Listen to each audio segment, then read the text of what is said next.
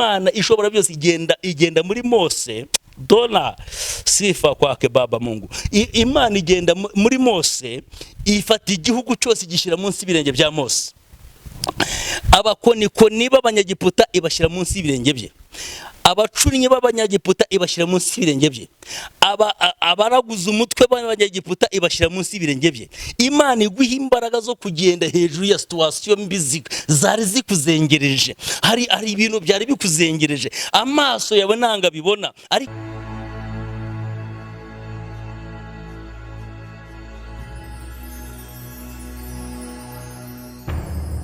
tugiye kuganira amagambo Imana yo mu ijuru ishobora byose mpaye kumenya. Tugiye kuyaganira tuyasanze mu Kuva, cyo bita Kuvayo, ibice byaho ni 3 ku murongo wa 7.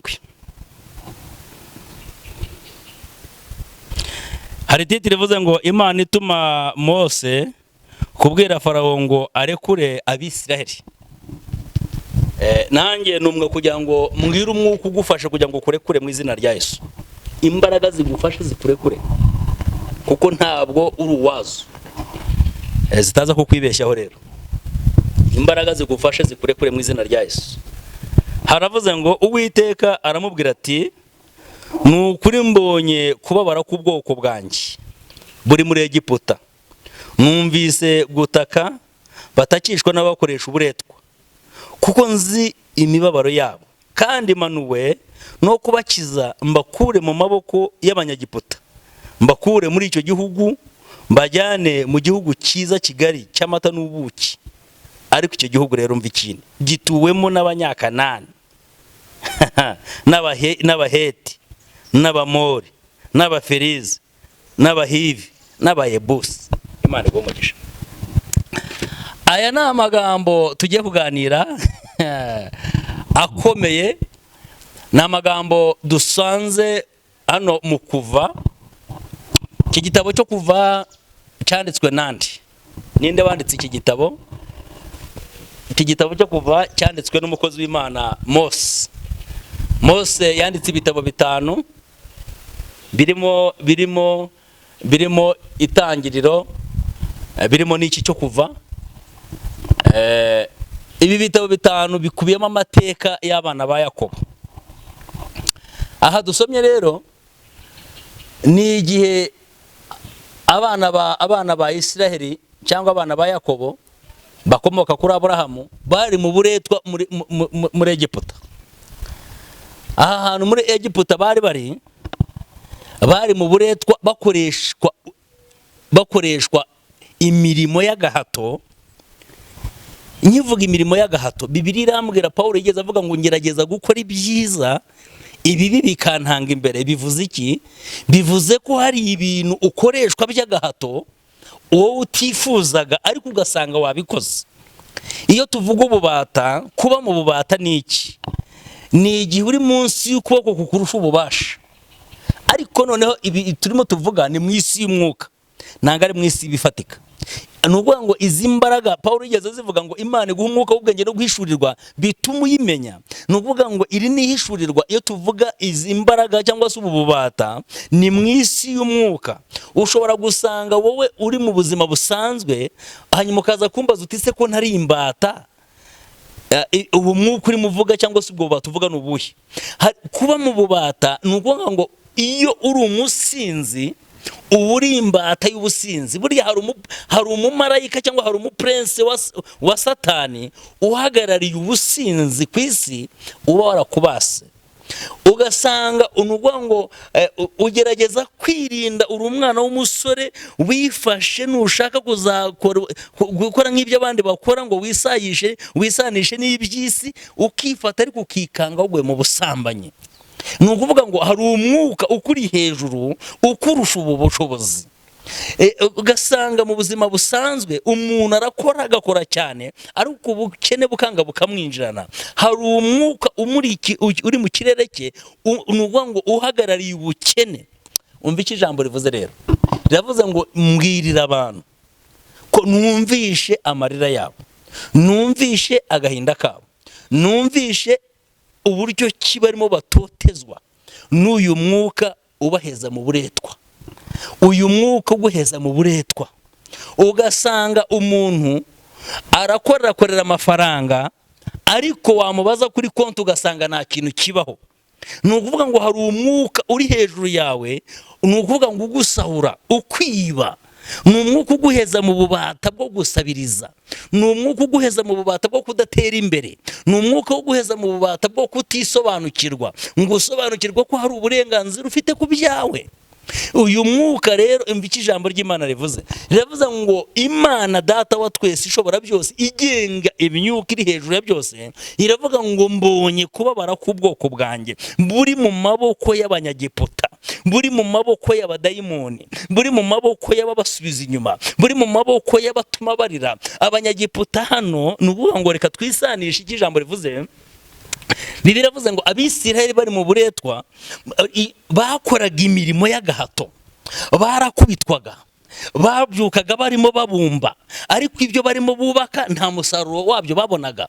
Babyukaga mu gitondo bari mu kazi, ikiboko kivuza ubuhuha, bagataha ariko nubwo ngo bicira isazi mu jisho, bingana n'akazi ukora, ugakora amanywa n'ijoro ariko ugasanga umusaruro ni mukeya. Ni ukuvuga ngo naho ngaho ndi, ugasanga wakoze cyane ariko umusaruro wabaye muke, ugasanga wahembwe menshi ariko akaburirwa irengero, ugasanga waraye ijoro utekereza ariko ukabura umusaruro. Umva iki ijambo ry'Imana rivuze ngo nabonye neza nitegereje, mbona agahato k'abanyagiputa ku bwoko bwanjye. Imana yitegereje ibona agahato k'abanyagiputa. Imana ihagurukiye guca agasuzuguro, Imana ihagurukiye guca agasuzuguro mu izina rya Yesu, kuko irashaka kugushyira mu mahoro, irashaka kukwinjiza mu bigari, irashaka kukwinjiza mu byiza, irashaka kukwinjiza mu mugisha wawe, irashaka kukwinjiza ukicara ugatekana. Ijambo ry'Imana rivuze iki? Ngo ndashaka kubabohora mbajyane mu gihugu cyiza cy'amata ndetse n'ubuki, ariko tansiyo bambwirire yuko kugira ngo binjireyo ni intambara. Ni ukuvuga ngo barabyinjizanyamo imbaraga, barinjira muri gakondo bakoresheje imbaraga. Imbaraga ugiye gukoresha ni izihe? Nuzo kwizera umwami Yesu, nizo kwizera Imana data wa twese, nizo kwizera Imana ikuneshereza, nizo kwizera Imana ikugabye imbere, nizo kwizera Imana yubika amarembo igasenya ibirindiro by'umwanzi, igacecekesha imbaraga z'umubiri, ikaguha imbaraga mu izina rya Yesu, nk'izo yahaye Mose, ikamubwira ngo genda nkugabije igihugu cy'abanyagiputa. Igihugu cy'abanyagiputa ngishyize munsi y'ibirenge byawe, ugiye kubagenda hejuru. Imana z'abanyagiputa nguhaye ubushobozi bwo kuzigenda hejuru, abanyagiputa mbagushyize hejuru. Imana igenda ni ukuvuga ngo Imana ishobora byose igenda muri Mose. Dona sifa kwake Baba Mungu. Imana igenda muri Mose, ifata igihugu cyose igishyira munsi y'ibirenge bya Mose. Abakonikoni b'abanyagiputa ibashyira munsi y'ibirenge bye, abacunnyi b'abanyagiputa ibashyira munsi y'ibirenge bye, abaraguza umutwe b'abanyagiputa ibashyira munsi y'ibirenge bye. Imana iguha imbaraga zo kugenda hejuru ya situwasiyo mbi zari zikuzengereje. Hari ibintu byari bikuzengereje, amaso yawe nanga bibona, ariko ubibonera mu byo utunze. Nuvuga ngo ukora cyane ukinjiza bike, izo hari imbaraga zirimo zigusahura, ugasanga winjije ibihumbi 100 ariko mu cyumweru ukayoberwa irengero ryabyo. Hari imbaraga kuri hejuru, hari ikirere kirimo kikubundikiye, kikwiba, kigutwara ibya. Ni ukuvuga ngo uri mu maboko y'abanyagiputa, mu isi y'umwuka uri mu maboko y'abanyagiputa. Imana irashaka kukubohora rero, ariko irakubohoza iki? Iravuga ngo bambwirire ko iki gihugu cy'amata n'ubuki ndimo mbatangariza hari abagituyemo, hari abagituyemo. Imana yigeze ibwira umukozi w'Imana Kuro, iramubwira ngo nzarebotize vinigra, iravuga ngo nzakenyuruza. We Kuro uri umwami, ariko kugira ngo ube umwami uhamye nuko hari abo nzakenyuruza. Imana itaragira ibintu ikenyuruza nta jambo wagira. Imana itaragira ibintu ikenyuruza ni ukuvuga ngo wakora ntibikunde. Imana itaragira ibintu ikenyuruza urubaka ariko bigasandara. Imana itaragira ibintu ikenyuruza ni ukuvuga ngo ukora cyane sote bone kontrereva. Ndimo ndumva hari ibintu ndimo numva. Imana irashaka kugira ngo ikoze isoni imbaraga zikubundikiye. Hari imbaraga zikubundikiye zigusubiza inyuma, zigusahura, zituma udasenga nk'uko bikwiye, zituma nukuvuga ngo iyo uri mu bubata, nukuvuga ngo uhorana ubwoba, wibaza ngo ejo bizagenda gute, ese iherezo ry'ibi bintu rizabirihe. Iyo uri mu bubata uhorana ubwoba, ubuzima bugutera ubwoba, situasiyo urimo bufite ubwoba. Ariko umva itangazo ry'Umwami, Imana irashaka guca agasuzuguro k'abadayimoni. Ijambo rivuze iki? Iravuga ngo mbwirira Abisiraheli, bambwirira aya magambo ngo nabonye akababaro, nabonye akababaro kanyu, nabonye agahata abanyagiputa barimo babahata, nabonye amarira murimo muririra mu rwihisho, nabonye amarira murimo muririra mu kazi, nabonye amarira murimo muririra mu rugo, nabonye amarira murimo muririra mu bushomeri, nabonye amarira murimo muririra kuri diplome, nabonye amarira murimo muririra mu rushako, nabonye amarira murimo murira. Manuwe no kubakiza, mbakure muri izo mbaraga. Izo mbaraga ntago wazigaranzura ngo bikunde, ariko umva Imana ije gukora, ije kugushyira hejuru y'izo mbaraga, uje kuzigenda hejuru. Hari ibyo abanyagiputa bibwiraga, hari ibyo umwuka wa Farawo yibwiraga, Imana irabivuguruje. Hari ibyo abapfumu bibwiraga, Imana irabivuguruje. Hari ibyo Farawo yatekerezaga, Imana irabivuguruje. Imana ikojeje isoni izo mbaraga. Ijambo riravuze ngo ndabajyana mu gihugu cyiza kigari. Imana yabwiye Kuro, yambwiye ngo nzakenyuruza abami kugira ngo ngukingurire inzugi. Iyo tuvuze iri jambo, ijambo ry'Imana ni igitangaza. Turarivuga abantu ntibumve icyo tuvuze. Iyo rivuze ngo nzakenyuruza abami kugira ngo ngukingurire inzugi, kandi ngo n'amarembo ntazugarirwa. Iyo tuvuze gukenyuruzwa, tubica hejuru twirukanka numenye ibyo tuvuze.